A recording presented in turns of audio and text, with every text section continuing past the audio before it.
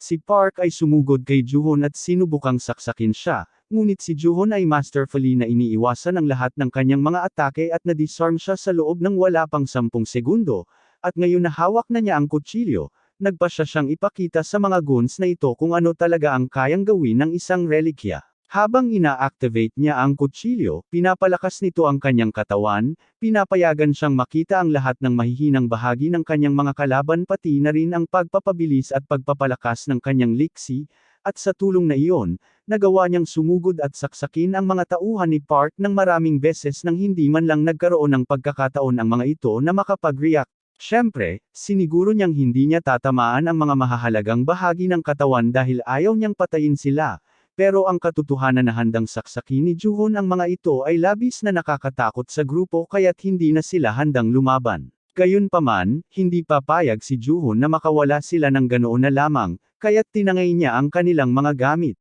Maya-maya, tinawagan ni Park ang kanyang kapatid na babae para sabihin sa kanya ang nangyari, pero nahihirapan siyang maniwala na kayang talunin ni Joo-hoon ang 3 tao ng mag-isa at nakawan pa sila pagkatapos. Sinimulang ikwento ni Park sa kanya ang lahat ng kakaibang ginawa ni Joo-hoon, kabilang na ang kung paano siya biglang bumilis matapos nakawin ng kutsilyo sa hindi malamang dahilan, pero hindi siya talagang interesado sa mga detalye at tinanong lang si Park kung gaano karaming pera ang nakuha ni Joo-hoon mula sa kanya. Sinabi ni Park sa kanya na ninakaw ni Joo-hoon ang lahat ng pera sa kanyang account, kasama na ang kutsilyo at estatwa ng Buddha na nasa kanya, at hindi naman talaga pinapansin ng kanyang kapatid ang lahat ng iba pang bagay, pero nagalit siya nang marinig na kinuha ni Joo-hoon ang estatwa ng Buddha dahil napakahalaga ng bagay na iyon, at sumigaw siya kay Park na maghanap ng paraan para maibalik ito. Kinabukasan, pumunta si Joo-hoon sa isang pawn shop para ibenta ang estatwa ng Buddha,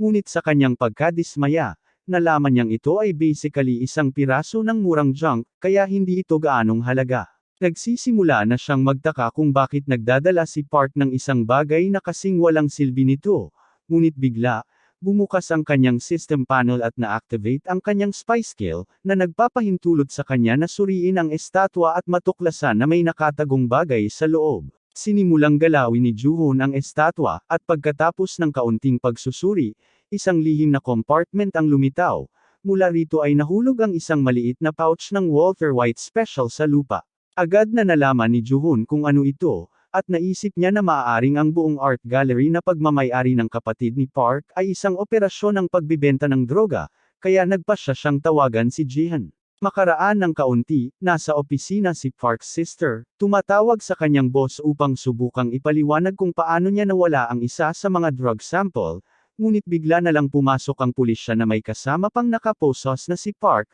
at narito sila upang arestuhin siya dahil natapos na nilang konklusyonan na ito ay isang drug operation. Sinubukan niyang magpanggap na wala silang ebidensya na may kokonekta ang anumang droga sa kanya, at umaasa siya na lahat ng kanyang mga bodega ay nakalock gamit ang mga secure na password, kaya walang paraan na makakapasok ang pulis sa mga ito para makita ang mga droga. Gayunpaman, sa kasamaang palad para sa kanya, hindi niya naisip na dahil matagal nang nagtatrabaho si Joo-hoon para sa kanya, alam niya ang lahat ng passcode ng bodega, kaya na-unlock niya ang mga ito, at natagpuan ng pulisya ang maraming droga na nakatago sa mga sining na nasa imbaka niya, na higit pa sa sapat para ikulong siya ng matagal. Bilang resulta ng kanyang tulong sa pagbagsak ng drug ring, binigyan si Joo-hoon ng gantimpalang 10 milyong yen, at masaya siya rito, dahil ito ang magbibigay ng kapital na kailangan niya para simulan ang kanyang mga paghuhukay, at plano niyang simulan ito bukas, ngunit habang naglalakad siya pauwi,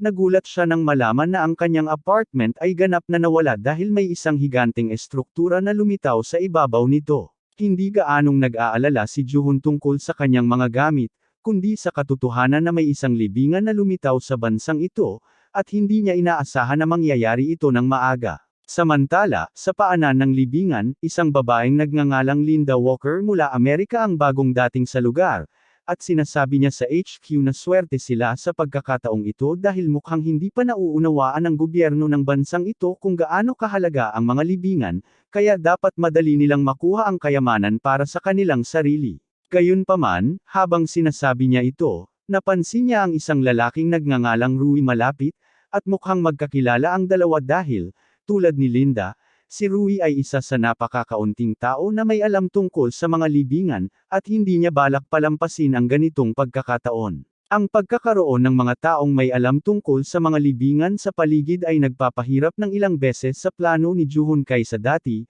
ngunit narinig niya si Linda na binanggit na ang kanyang grupo ay nagdadala ng mga pampasabog upang subukang pasukin ang libingan, at batay doon, alam ni Juhon na hindi pa rin alam ng mga tao kung paano tamang hawakan ang mga libingan, at balak ni Juhon na samantalahin yun upang maklear ang libingan bago pa man nila siya makita. Nakakita si Juhon ng isang bahagi ng mga glyph ng libingan na sa tingin niya ay magdadala sa pasukan, kaya sinimulan niyang sundan ang mga ito. Ang mga glyph ng libingan ay basically ang wika ng mga relikya, at mahilig magsulat ng tungkol sa kanilang sarili ang mga relikya, kaya kung tututukan mo ang sinasabi ng mga glyph dapat mong malaman kung paano linisin ang anumang libingan. Sa wakas ay natagpuan ni Juhon ang bahagi na dapat maging pangunahing pasukan, kaya kinuha niya ang kanyang kutsilyo at pinagsasaksak ang haligi upang buksan ang libingan, at habang ginagawa niya ito, nagsimulang gumalaw ang lupa at isang nakakasilaw na liwanag ang sumiklab mula sa lupa. Nakita ni Rui at Linda ang pangyayaring ito, at pareho silang labis na nagulat dahil wala pa silang nakitang ganitong pangyayari sa isang libingan dati, ngunit hindi nila palalagpasin ang pagkakataong makuha ang artifact, kaya pareho silang tumalo ng walang pag-aalinlangan bago magsara ang gate. Samantala, sa loob, nakarating na si Juhon sa pangunahing bahagi ng libingan, at mula sa mga glyph, nalaman niya na ito ay batay sa kwento ng batang nahulog ang kanyang palako sa ilog at inalok ng ginto at pilak na isa bilang kapalit, kaya mayroon na siyang magandang ideya kung paano niya dapat ipasa ang pagsubok. Sinimulan niya sa pamamagitan ng paghahagis ng kanyang kutsilyo sa tubig, at habang ginagawa niya ito, isang higanteng ahas ang lumitaw, nagtatanong kung sino ang muling nagbitiw ng kayamanan sa kanyang lawa. Tinawag ni Juhon ang atensyon nito, at nang makita siya ng ahas, sinimulan nito ang pagsubok at binuksan ang bibig nito upang ipakita ang dalawang kutsilyo. Tinatanong si Juhon kung alin sa mga ito ang kanya. Alam ni Juhon na ang bitag ng pagsubok na ito ay kung tatanggapin niya ang alinman sa ginto o pilak kahit na alam niyang hindi ito kanya, kakainin siya ng ahas, kaya inamin niya na wala sa mga talim na iyon ang kanya, at pinuri siya ng ahas sa kanyang katapatan bago inilabas ang tunay na kutsilyo ni Juhon. Ayon sa orihinal na alamat, pagkatapos niyang kumpirmahin na ito nga ang kanyang kutsilyo, dapat gantimpalaan siya ng ahas sa pamamagitan ng pagbibigay sa kanya ng parehong pilak at gintong armas, ngunit ayaw ni Juhon na gawin ito sa ganitong paraan, kaya sa halip na kumpirmahin na kanya nga ang kutsilyo, kinuha niya ito at pinagsasaksak ang bibig ng ahas. Sumisigaw ang ahas sa sakit at tinanong kung ano ang akala ni Juhon na ginagawa niya nang malapit na siyang makapasa sa pagsubok, ngunit sinabi ni Juhon na hindi siya nagtitiwala sa anumang sinasabi ng mga relikya. Pagkatapos ng lahat, kahit na sumunod siya at matagumpay na malampasan ang pagsubok ng ahas sa tamang paraan, sigurado siyang anumang gantimpala na ibigay ng ahas ay magiging dahilan para siya'y maging isang baliw na mamamatay tao. Hindi makapaniwala ang ahas na alam ni Juhon ang tungkol sa kanyang lihim na sumpa, pero naaalala ni Juhon na sa kanyang nakaraang buhay, nakuha ng Amerikanang babae ang relikya ng ahas, at siya ay naging isang serial killer dahil dito, kaya't hindi niya papayagang mangyari iyon sa kanya rin. Pagkatapos, si Juhon ay tumalon sa hangin at tinaga ang ahas sa bungo nito at inutusan itong aminin na talo na ito at tapusin na ito agad. Ang ahas ay tumatangging sumuko at hayaan si Juhon na angkinan siya, kaya't lalong ibinao ni Juhon ang kutsilyo at sinabi dito na wala itong pagpipilian. Ang ahas ay nagsisimulang magpumiglas sa sakit at subukang alisin si Juhon, ngunit talagang ayaw bitawan ni Juhon. May dalawang paraan para makakuha ng relikya ang isang Tomb Raider, at iyon ay sa pamamagitan ng pagkakaroon ng mataas na affinity at pagpapasunod sa relikya na sumama sa kanya, o sa pamamagitan ng paggamit ng dominansya at basically na pinapalo ang relikya hanggang mapilitang sumunod sa iyong mga utos. Karamihan sa mga Tomb Raider ay sinusubukang makakuha ng maraming affinity hanggat maaari dahil ito ang pinakamadaling paraan upang makuha ang isang relic sa kanilang panig ng walang laban. Ngunit dahil natutunan ni Juhon ang tunay na kalikasan ng mga relic sa kanyang nakaraang buhay, wala siyang balak na makipagkaibigan sa mga relic. Patuloy na sinisikap ng ahas na makaalis kay Juhon, pero wala itong silbi, at hindi nagtagal, naubos ang lakas ng ahas na lumaban at napilitang sumuko kay Juhon, nagiging ginto at pilak na palakol na relic, matapos matagumpay na ma-excavate ang libing na ito. Ngayon ay mayroon ng 3 na unlock na kasanayan si Ju-hoon sa kanyang 4 na kasanayan bilang Tomb Raider, kaya kailangan na lang niya ng isa pa, ngunit hindi siya sigurado kung paano ito gagawin, kaya magsisimula na siyang maghanap ng impormasyon, ngunit bigla siyang nakatanggap ng abiso na nakuha na niya ang titulong Abuser of Relics, at bilang resulta, tumaas ang kanyang dominansya, ngunit nabawasan din ang kanyang affinity. Wala namang pakialam si Ju-hoon na bumaba ang kanyang affinity, pero galit na galit siya sa katotohanang tinatawag siyang abuser, kaya sumigaw siya sa sistema dahil pinapabango siya. Kakatapos lang, narinig ni Ju-hoon ang mga yapak na papalapit, at ayaw niyang makita dito, kaya agad siyang nagtago nang pumasok sina Linda at Rui sa silid ng boss. Si Rui ay nasa sabik at lumakad patungo sa lawa bago ihulog ang isang relikya sa tubig upang masimulan ang pagsubok. Tinanong ni Linda kung ano ang ginagawa niya, kaya ipinaliwanag ni Rui na sinabi ng propeta sa kanyang grupo na ang kailangan lang niyang gawin ay ihagis ang isang relikya sa lawa para magsimula ang lahat, pero wala namang nangyayari ngayon. Nagulat si Linda nang malaman na talagang may relikya ng propesya ang grupo ni Rui, pero biglang nag-shake ang buong kuweba, at mukhang babagsak na ito, kaya tumakbo sina Linda at Rui para makaligtas bago sila matabyunan ng buhay. Sa bayan, ang mga tauhan ni Park ay nasa opisina, nagpapanik dahil hindi nila alam kung ano ang gagawin ngayon na naaresto na si Park at ang kanyang kapatid. Walang paraan na kaya nilang patakbuhin ang negosyo mag-isa, at hindi nila alam kung paano kumita ng pera sa ibang paraan,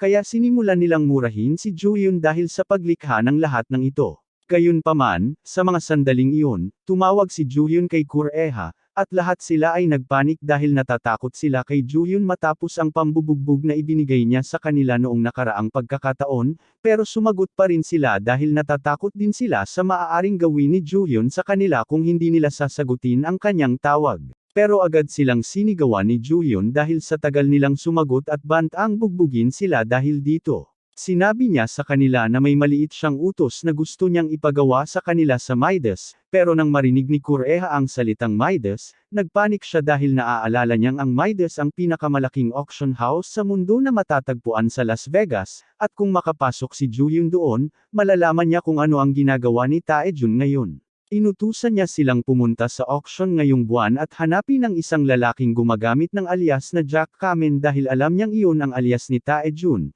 Pero tinanong ni Kur-eha kung paano sila makakapunta sa ganitong mataas na antas ng kaganapan, at sinabi ni Ju-hyun na kailangan nilang maghanap ng paraan ng mag-isa. Siyempre, babayaran sila ni Ju-hyun ng mabuti para sa trabaho, kaya hindi magiging isyu ang mga gastos, at wala talagang pagpipilian dito dahil kailangan nilang sundin ang utos niya, o papaluan niya sila hanggang mamatay dahil hindi niya nakalimutan ang lahat ng beses na pinagtawanan siya nila kasama si Park. Kinabukasan, bumili si Ju-hyun ng lahat ng gamit na kakailanganin niya para sa susunod na paglusob sa libingan, ngunit habang lumalabas siya ng tindahan, natagpuan niya si Rui. Nagulat siya nang makita si Rui dito, pero kung nandito si Rui, ibig sabihin ay malapit nang lumitaw ang isa pang libingan dahil naaalala ni Ju-hyun na sa panahong ito, may propesya artefacto ang grupo ni Rui na makapagbibigay alam sa kanila tungkol sa mga ganitong bagay ng maaga. Napansin din niya na tila may artifact si Rui, at hindi siya sigurado kung ano ang gamit nito,